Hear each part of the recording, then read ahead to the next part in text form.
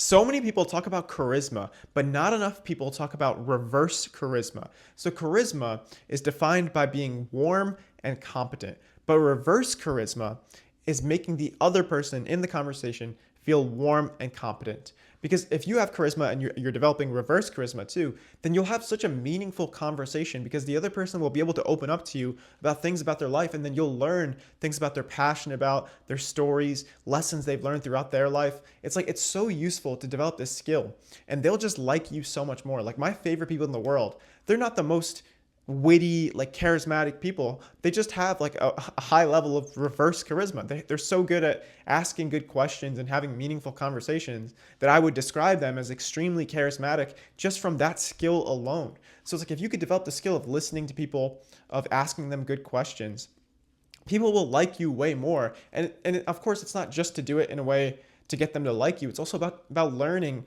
about what they have to say, because you can learn from anyone, even if it's learning what not to do. Because if it's someone that you don't want to be like, then you learn what not to do. But so many things in my life have come from having conversations with people. Like I literally moved all the way to Los Angeles just because the people around me they're more content creators. There's so many people I talk to where I'm like, okay, they're dealing with the same issues that I'm dealing with, so I can talk to them about this. And these conversations have completely changed my life. I wouldn't have moved all the way to Los Angeles if I didn't know that there were people like this here. So it's like you want to develop this skill because those conversations can change your life. So the way to develop reverse charisma is by asking good questions, listening, and finding out what people are passionate about. So how do we do this? How do we ask good questions, listen, find out what people are passionate about? So one thing you could do, and I learned this from Vanessa Van Edwards, is instead of asking people what they do for work, ask them what they're excited about.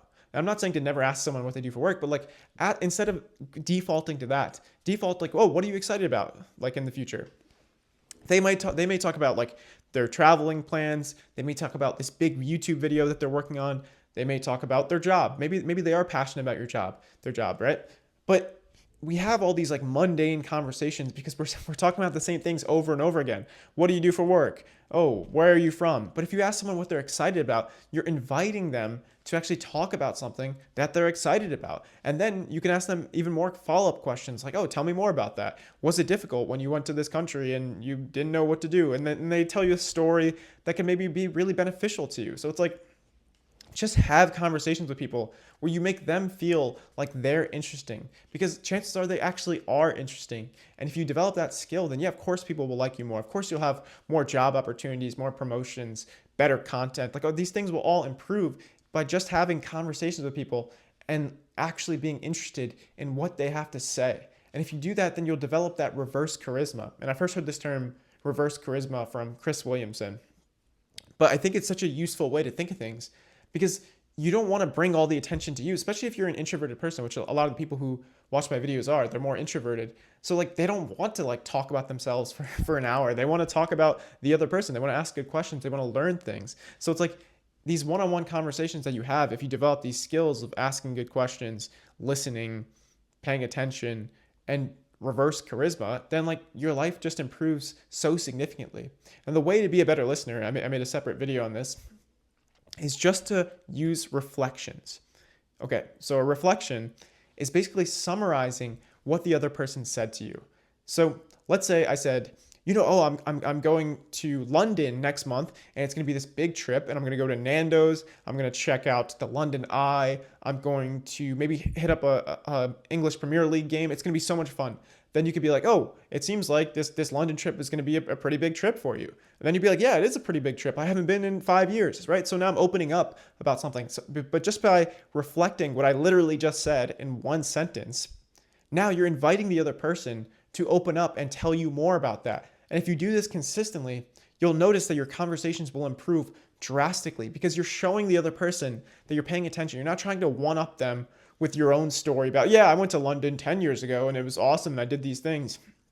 No, you're inviting the other person to talk more about what they want to do. And of course, I'm not saying to never talk about yourself, but I'm saying more often than not, allow the other person more space to talk, because then you'll learn more. Like you learn more from not talking. You learn more from listening, right? So the benefit that you get from being a better listener is learning more, because now maybe they tell you about like a new restaurant and you're like, okay, next time when I go to London, I'll go to that restaurant. So just inviting the other person to talk more by reflecting what they're saying. So again, you take what they say, you summarize it back to them in a sentence, and then it's showing to them that you're actually listening. And I promise you, there's so many conversations I've had where like people have appreciated that so much, because people don't do this. They kind of just talk about themselves.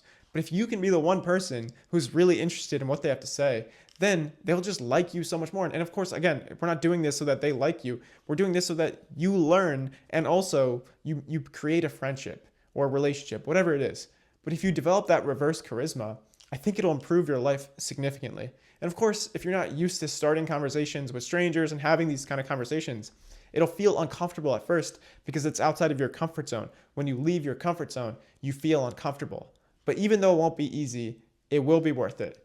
Life's not easy, but it's worth it. Take care.